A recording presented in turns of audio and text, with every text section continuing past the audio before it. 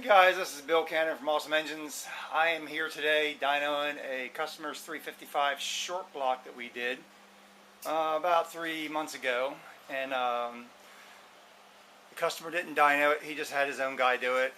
Some guy named PRGC, whatever his initials are, but they really made a mess of the motor. The short block was perfect. They ran it. Header tubes were turning glowy red. They kept running it. I guess they didn't know enough to give us some initial timing. The motor's only got like 9.8 to 1 compression. It does have a good set of the Edelbrock Performer RPM aluminum heads he bought, intake, QFT carburetor, and the cam package. It's a 350 2-bolt main, 40 over. It's got cast hyper-protected pistons in it. It's all balanced, blueprinted, all here rated Awesome Engines. And it sounds really good with that Performer cam today. But what happened to it, it took 4 lobes off the camshaft. 4 lobes.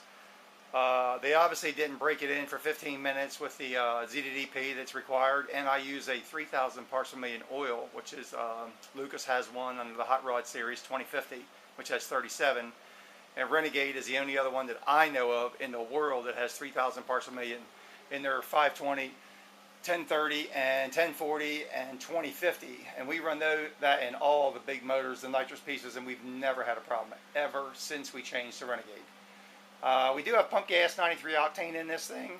So what we did, he brought it back to me, I pulled it apart, 4 lobes were gone. Complete idiocracy in breaking Roger Murray's motor in when left into the hands of people who said they know what they're doing, but I know the cat, he ain't got the tools. He doesn't have the skills, and he doesn't especially have the knowledge, because nobody takes a flat tap of cam off, not these days. But we pulled it apart. The engine was actually okay. A lot of material, as you can imagine, went through the oil pump. The pan was full of camshaft debris. So we cleaned everything up. I rehoned the block. I had to take 1.5 thousandths to 2 out of the 4 center cylinders. So that would be 4 and 6 and 3 and 5, because that's where the lobes lost it. The Edelbrock was good enough. I got to give it to them. They gave him a new cam, even though people are ridiculously inexperienced. They gave him another cam and lifters. I broke it in 15 minutes, 1500 RPM up and down, played around. Like I said, I do have the 1030 Renegade in it right now at 3,000 parts per million, which is way better than what you could expect. We put 1 full turn preload on it. I was a little disappointed with the motor in the beginning, but I had to put like 20 degrees initial timing to get a total time into 40. It runs the best at 40, right at 5,200 RPM. It made 357 horsepower. The torque is just down a little bit from that, but that's about normal. It is a big head for a 350. It is a 2-bolt main. It is a stock rod. We do have ARP, the wave lock rod bolts in it. It is balanced perfectly. It's played on. There's no blow-by in the motor. I pulled the PCV valve system out, and it's tight as it can be. So, Performer RPM cam, heads, intake package. It's a 350, 350 horsepower motor, just like Chevrolet did in 1970 with the Corvettes. So I'm going to give you a look at it, but other than that, it ain't got an oil leak on it anywhere. It's got the stock oil pan with the thin one-piece front seal. Edelbrock double roller. They gave him a brand new roller. It's got a cheap Chinese balancer, which I'm telling you, the Chinese balancers are ruining engines in this country. They're garbage. I don't care who makes them. If it ain't an ATI or a fluid dampener, but ATI is the only company that I like to use their dampeners. GM race dampeners have the same thing. I will say that. Fluid dampener, there are some good other companies, but I don't know of them. ATI will make you fly is what I was told back in 1977. So anyway, here it is. This is the guy painted it some yellow. Looks like something Gary C. would do down the road here. He painted all his motors yellow. Anyway, I do have a big tube header on it. It is a Hooker Super Competition header, as you can see. It's got some nice valve covers on it. They're not mine. It is an HEI. It's an easy start. It is a quick fuel. Vacuum secondary, which I have the choke wired off. As you can see, there's no vacuum advance on this. I might put it on there for cruising. Probably will. I took the fuel pump off. Like I said, it's got a stock pan. Nothing really trick. The motor, we put a Felpro 1885 one-piece oil pan gasket on it for the thin rear main seal or front seal in the front. It does have a comp cams, I think, roller tip rocker arm on it, and no spacer. If I put a spacer on it, pick up 10 horsepower. I'll give you a look at the dyno sheet, and I made the last pole to 5200. It still was making power up there. So this is our dyno sheet. I'm going to hit the file to right here. I'm going to print preview, and there's like 3 poles on this, I think. There's my last pole, which was 317, 334 on up there, 317 in torque. I'm sorry, 371 in torque. Yeah, I'm sorry, I can't see. Let me get to the new one. I just pulled it. All right, here's 3 poles back to back. Okay, I only clocked it to 5200, as you can see. I made the pole only to 5200. So this pole was 45, this pole was 5, this pole was 5200. This pole at 45, it just isn't going to make any power there. 317 is stopped. 334 on this one to 5000. And it come to 346 there. The average acceleration was 828. As you can see, 642. I tightened it up on the last pole, did a little better.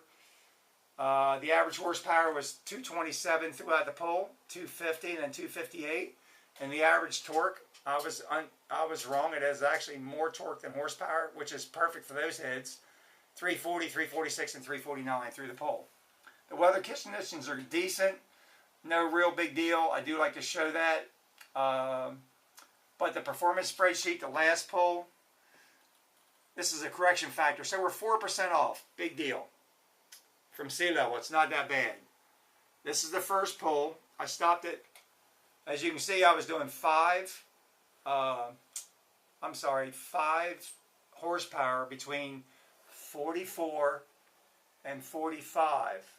44, 50, and 45. And it stops right there. So next pole, I pulled it to 48. It did 334, right at 5,000 RPM. That's only 1 horsepower difference. That's not too good. I'm not going to get that much better. So I came back, warmed it up a little bit more, and the last pole was, here's where it did a little better, 335, took 332, 337, it took off again, 339, 343. It started making power up there, and as you can see, the graph here, the torque is unbelievably flat all the way across. If you look down here, the horsepower and torque are intersecting right at 5250. So the motor is not a hot rod motor for high RPM. It's got cast hydroprotective pistons in it. There's my fuel pressure. Every pole, there's 3 poles. Pole 1, 2, 3. The fuel spreadsheet tells me here the motor is incredibly fat down low. I'm going to tell you that. This is a box star where it's $7.95. It's fat. And you say, well, you should take some out of it. He ain't paying me to do that. But I can show him what to do, and he can do it. I just basically did all the EGTs. Pretty much they're even. There's nothing out of whack. They started around 1200. It's pretty even all the way across. Number 6 hole. They're all lit this time. I got number 6 or 7s out. At the end of the pole, at the very top end, that's why I'm leaving alone. This thing was 1241. 1336, 1241, 1268, 1267, 1281. It gets a little fatter. It goes back 1220, 1287, 1229. So my worst cylinder is number 1. So that's as good as it gets. 1350 is where I like to stop. I do not think timing is going to help it. Oil pressure at the beginning of the pole is 75, which is right here. 75, 74. And at the end of the pole with a stock oil pan, this thing's got 86, 85. It's an M55 pump, 87. And on this one it bumped. I seen a red light come on at 80. I seen a red light come on. Maybe it was a flash, I'm sorry, but 87 pounds of oil pressure at the end. Now this is a crankshaft that I had to polish to get all the garbage out of it. I probably got 2 3/4 on the mains now, and 2 to 2 1/4 on the rods. It's a stock 350. It doesn't need it. 137 degrees, 145 degrees, as you can see, 148 degrees. It liked warming up. Probably helped it burn. The fuel pressure, 7.3, 7.4, and I didn't put a air fuel sheet on this thing. I guess I could. But it really, fuel spreadsheet, I don't think, you know what I'll do is, I did put fuel pressure here. I'll take that off of that other one. I'll make this repair right here.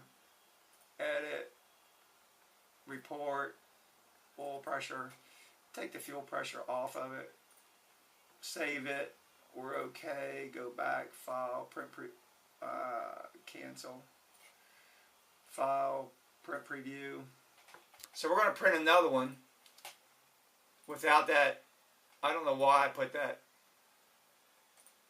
I don't know why I put that fuel pressure on the final page. I just made a new template for this. So as you can see, same thing, 317, 334, 346. And you say, oh, it's about 350. It's a cast piston. Nice set of heads, but they are really not, they're okay. All right, that's all I'm going to say. But we made 350 to 60 horsepower way back when. So here is just what we had. 146 on the last pole, 147. 148 it got up to, 45 here. And 137 there. So the oil pressure was 87, right back down. I just took the fuel pressure off because it looks cleaner on the dyno sheet. Other than that,